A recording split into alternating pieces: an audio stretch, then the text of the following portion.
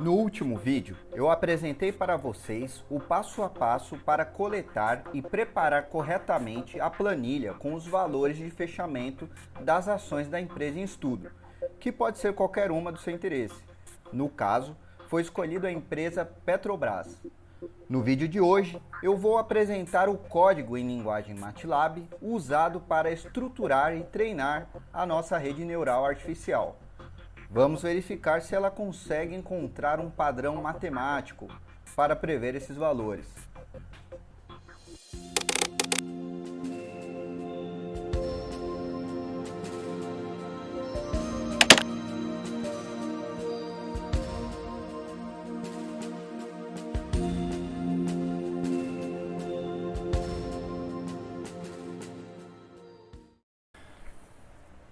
Fala pessoal, tudo bem? Bom, no vídeo anterior aí eu espero que tenha ficado claro todos os passos necessários aí para a gente fazer o correto preparo dos nossos dados, tá bom? Então hoje eu vou estar apresentando aqui para vocês o nosso código propriamente na linguagem MATLAB e eu vou estar explicando linha a linha, né? Todas as funções utilizadas, todo o raciocínio por trás do código, até mesmo para que caso vocês queiram realizar essa atividade em outra linguagem, isso também vai ser possível, né? Uma vez que o entendimento por trás do que está sendo feito, ele fica claro, a gente consegue aplicar os conhecimentos aqui adquiridos em outras linguagens. Se for o caso, né? Caso alguém da audiência não tenha acesso à linguagem MATLAB, que de fato não é difícil, né? Uma vez que requer uma assinatura para que se possa ter acesso, né, aos recursos completos aí do MATLAB. Bom, então vamos acessar o nosso projeto.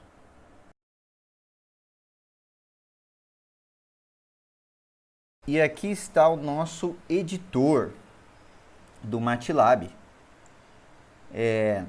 Eu vou estar deixando aqui o editor e o código à direita. À esquerda nós teremos aqui nessa janela a saída dos comandos. E é muito interessante que essa interface aqui ela possibilita a visualização de cada variável que a gente cria, né? Cada vetor, cada tensor criado, matrizes. Esses itens vão aparecendo nessa janela aqui pra gente, tá bom? Bom, senhores, então vamos aqui, conforme prometido, passar linha a linha do nosso código, tá?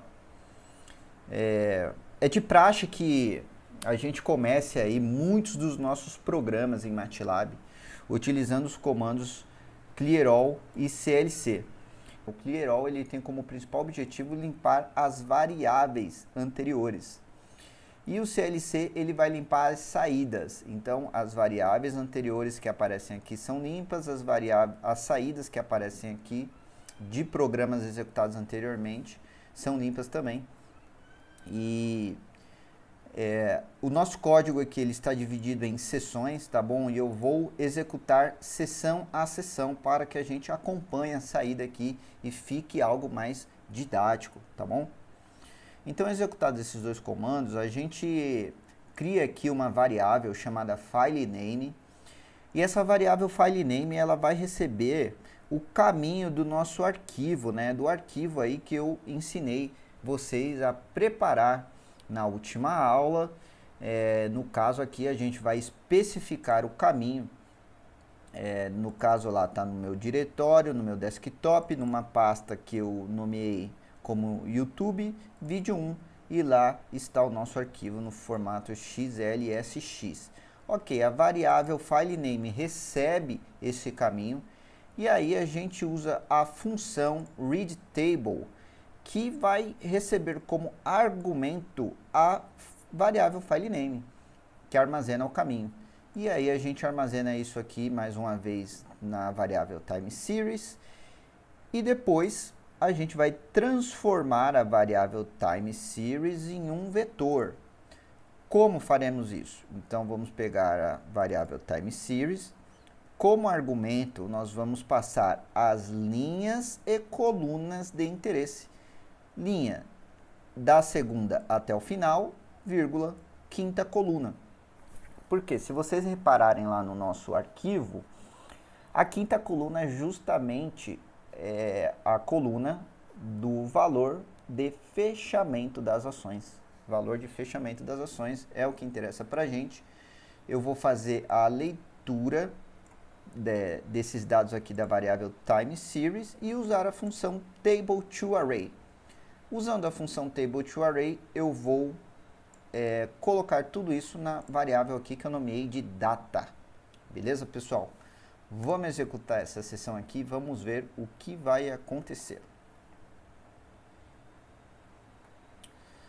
Bom, a gente tem aqui, então, a variável data, que é um vetor coluna com 1505 valores por uma coluna. Por isso que ele é um vetor coluna, pessoal. Então tá aqui, ó, o valor de todas as nossas ações nesses anos aí que a gente pegou lá desde janeiro de 2018, tá bom?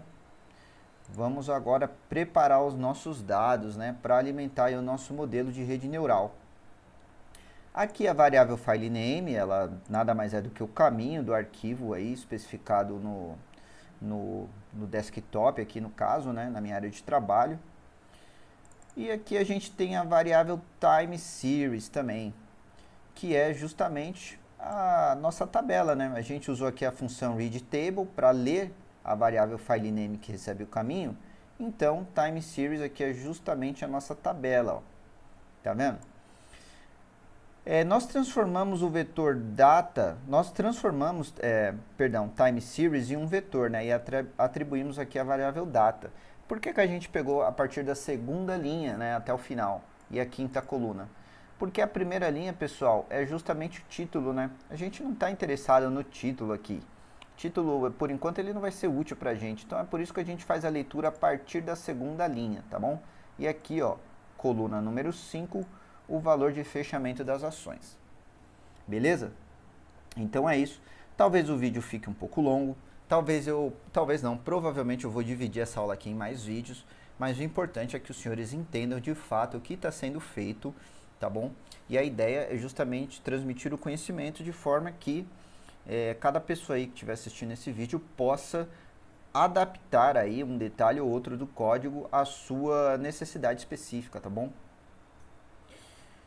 Então, continuando aqui no nosso código em MATLAB, já executamos essa primeira sessão, tá bom? Vamos executar aqui outra sessão. Eu poderia executar o código inteiro, tá? Não vou fazer isso, justamente vou sessão a sessão mostrando aí o que está acontecendo. Bom, aqui nós criamos uma variável específica para receber as datas. Então isso aqui são dados, isso daqui é date, né? São as datas. Mais uma vez usando a função table2array, que vai pegar time series da segunda linha até o final da primeira coluna, beleza? Pessoal, lembrando aí que a intenção do nosso código é justamente tentar fazer uma previsão do 11º dia com base em 10 dias anteriores. Se nós vamos tentar fazer essa previsão com base em 10 dias anteriores, nós vamos usar aqui uma técnica na programação de deslizamento de janela. Vamos criar uma janela, né? Como os senhores podem ver aqui, temos uma variável chamada Windows Size. Vamos atribuir a ela o valor 10, tá bom? E essa janela, nós vamos aqui mais à frente criar um loop, para que essa janela ela possa percorrer todo aquele nosso vetor data, né? Nosso vetor data que possui aqui todas as nossas ações. Então, de 10 em 10 valores, essa janela vai percorrer. Então, tá bom. Variável Windows Size com um valor atribuído de 10. Variável numData. Que número é esse daqui, né? Essa variável vai receber o comprimento de data. O comprimento nós sabemos que é 1505. Menos o Windows Size, que é 10, né? Dando um total aí de 1495. Vamos preparar agora os conjuntos x e y aqui. O que são x e y, pessoal? O conjunto x é a minha entrada da rede neural que a gente vai criar. Então, serão 10 valores, né? Serão 10 valores de entrada com o objetivo de prever uma saída. Então, o y é justamente essa saída. E olha só que interessante, vamos ver como a gente vai criar isso daqui. Pessoal, primeiro a gente vai criar aqui para os valores x que correspondem aos valores de entrada, nós vamos criar uma matriz de zeros. Por isso que a gente usa aqui a função zeros, tá vendo? Que vai receber como argumento Windows Size, que é 10, e num data, que é 1495. Então, essa matriz que nós vamos criar com zeros, ela vai ter 10 linhas e 1495 colunas. E a nossa variável y? Ela vai ter uma linha com 1495 colunas, tá bom? Vamos executar isso daqui, a gente vai ver aqui na prática o que é o x e o y. Olha só, x é uma matriz de 10 linhas, 1495 colunas, tá? Até o final lá, ó, 1495, e y é a nossa saída da nossa rede neural, né? Uma linha e 1495 colunas. Pessoal, por que eu estou fazendo isso daqui? A ideia é justamente agora preencher essa matriz de zeros que nós criamos, tá?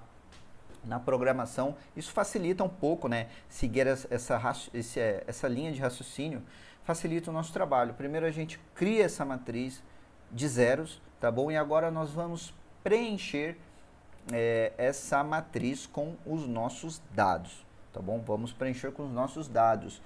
Cada coluna dessa vai receber 10 ações de dias consecutivos. E para cada coluninha dessa de 10 números, nós vamos ter na variável y uma saída, tá? Então, essa coluna 1 aqui, ó, essa célula, na verdade, né, vai corresponder à saída de 10 valores aqui de x. E a gente vai ter aqui a segunda saída, que vai corresponder aos próximos 10 valores, e assim sucessivamente. Beleza, pessoal? Bom, agora a gente vai entender como que esse for, esse loop foi estruturado para preencher essa matriz de zeros que nós criamos aí com os nossos... que vai receber aí os nossos dados de entrada e nossos dados de saída, tá bom? Pessoal, a gente vai criar um for. Então, a gente estabelece a variável i, tá bom? E para cada i, que vai de 1 até 1495, o que esse for vai fazer? Ele vai pegar essa matriz de zeros e vai preencher ela pra gente. Como que ele vai preencher? Ele vai pegar todas as linhas da matriz, tá bom? Então, aqui, da primeira à última linha, então da primeira à 10ª linha aqui, tá bom? Para o primeiro i, então, para a primeira coluna, né? Quando o nosso i for igual a 1, ele vai estar fazendo isso para a primeira coluna. Quando o nosso i for igual a 2, ele vai estar fazendo isso para a segunda coluna, 3 para a terceira coluna, e assim sucessivamente, pegando todas as linhas de cada coluna do nosso for, tá? Do nosso loop. Como que ele vai preencher esses dados para a gente? Ele vai pegar a variável data, nós já conhecemos a variável data, já sabemos quem é. Vou abrir ela aqui do lado para vocês. É aquele vetor coluna que possui todas as nossas 1505 entradas, todos os nossos valores de ações desses anos, desde 2018. Ele vai preencher pegando da primeira linha até a linha que é i mais o Windows Size menos 1. Por quê, galera? Vamos fazer um exercício mental aqui para entender como que esse código está funcionando? Vamos lá. Se o i for igual a 1, então ele vai preencher todas as linhas da primeira coluna com os dados de data, né, que vão aí de i da coluna 1, né, nosso i, nossa variável por enquanto está assumindo o valor 1, até Windows Size mais 1 menos 1, né? Então de 1 a 10. Então o meu x ele vai ser preenchido com os 10 primeiros valores aqui da variável do vetor data, beleza? Pessoal, esse for, quando ele chegar no número 2, o que vai acontecer? Ele vai pegar da primeira à última linha de x da segunda coluna e ele vai preencher com os dados de data. Esse preenchimento ele vai ser feito da segunda linha até Windows Size mais 2 menos 1. Windows Size mais 2 menos 1 é 11. Então, pessoal, ele vai pegar da segunda linha até a linha 11. Agora vocês entendem o que é esse deslizamento de janela que eu tinha mencionado? Vamos pensar comigo aqui, ó. Na primeira iteração desse for, esses 10 valores aqui serão utilizados, ó, do valor 1 ao valor 10, tá bom? Serão utilizados para preencher lá a nossa matriz de zeros, que é x, beleza? Quando esse for estiver iterando pela segunda vez, a janela vai ter deslizado para cá, ó, da segunda linha até a 11ª, tá bom? E aí, ó, e ele vai fazer isso até a iteração de número 1495, olha só que interessante. Então a gente vai clicar aqui, ó, em Run Section, e a gente vai ver agora como que aquela matriz de zeros que nós tínhamos anteriormente foi preenchida. Olha só. Então, ó, essa é a primeira janela de 10, essa é a segunda janela, essa é a terceira janela e essa é a quarta janela. E esse preenchimento foi feito com essa técnica, né, que a gente pode chamar assim de deslizamento de janela. Então, a janela nós utilizamos aqui o vetor data, né, criamos essa janela de 10, esse Windows Size que recebeu o valor 10, e aí de 10 em 10 valores, primeiro do 1 ao 10, depois do 2 ao 11, depois do 3 ao 12, e assim sucessivamente, né? Para cada iteração, a matriz de 0x ela é preenchida. E para o y vai funcionar de forma muito semelhante, pessoal. A diferença é que o y é um vetor linha, né? Não é um vetor coluna, é a saída da nossa rede neural. Então, quando a gente estiver na primeira iteração, o vetor i, né? O vetor linha i, ele vai ser preenchido com os dados de data, que vai receber o valor Windows Size mais i, né? Windows Size mais i. Vamos lá em data para a gente entender o que é o Windows Size mais i. Vamos lá. Se o nosso i for igual a 1, o que vai acontecer? Olha só.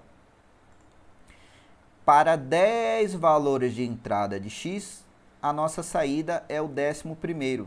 Tá? Para 10 valores de entrada, a nossa saída é o 11º valor. Para outros 10 valores de entrada, agora vai do 2 ao 11, a nossa saída vai ser o Windows Size mais i, ó. O Windows Size que é 10, o i dessa vez é 2, né? No exemplo que eu estou dando aqui, a gente está na segunda iteração. Então, entram 10 valores e a rede tenta prever o 11º valor, conforme essa janela vai deslizando, tá bom? E é assim que a coisa funciona, pessoal. A gente vai alimentar a nossa rede neural com esses dados, né, desde 2018 aí, e o nosso algoritmo vai estar trabalhando os seus pesos de forma a tentar identificar algum padrão nesses números, né? Identificado esse padrão, aí sim a gente vai ter condições de vamos tentar aí pelo menos prever valores futuros, beleza? Pessoal, o vídeo está ficando muito extenso, eu vou parar por aqui, me acompanha no próximo vídeo. O importante é que aqui ficou claro, né, como que a gente vai alimentar aí o nosso modelo utilizando essa técnica de deslizamento de janela para uma janela aí de 10 valores de entrada que nós criamos aqui, tudo bem? Espero que tenha ficado claro. Se não ficou, deixa aí nos comentários que eu faço questão de esclarecer todas as dúvidas de como nós estamos executando o nosso código, beleza? Pessoal, fiquem com Deus, muito obrigado.